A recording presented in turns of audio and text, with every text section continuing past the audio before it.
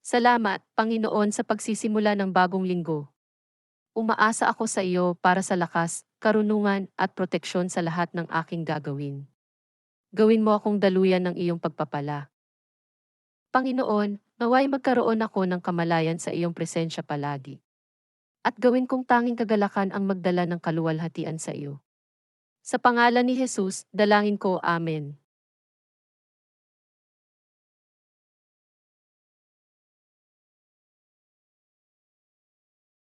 Salamat, Panginoon, sa pagsisimula ng bagong linggo.